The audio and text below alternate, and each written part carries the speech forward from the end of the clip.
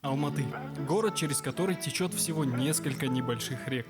Тем не менее, в крупнейшем городе страны множество мостов и мостиков. Сегодня мы о них вам расскажем. И мы нашли в глубинах города Алматы место, неизведанное многими. И это подвесной мост. Его вы можете найти по адресу Средняя 40. Таких переправ в городе практически не осталось. Возможно, даже это последний экземпляр. Он перекинут через овраг, по дну которого протекает река. И это не какой-то декоративный мостик, а довольно внушительное сооружение длиной порядка 20 метров.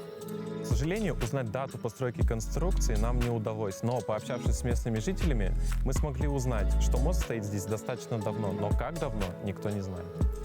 Металлическая конструкция поддерживается на стальных тросах, которые натянуты через блочную систему, размещенную на пилонах. От них уже идут вспомогательные тросы, держащие основание моста. Вообще, достаточно атмосферное место. Берега реки затянуты очень густой растительностью.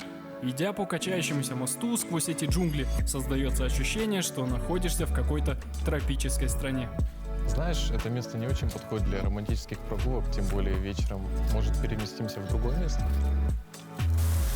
А это мост любви. Мост влюбленных – еще одно интересное место в нашем городе. Идеальное место, чтобы прогуляться здесь летом.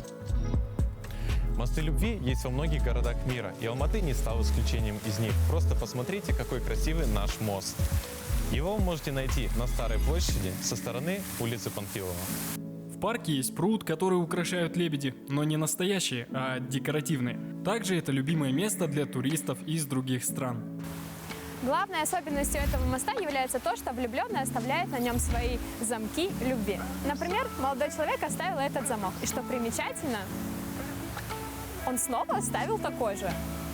А где наши с тобой замки?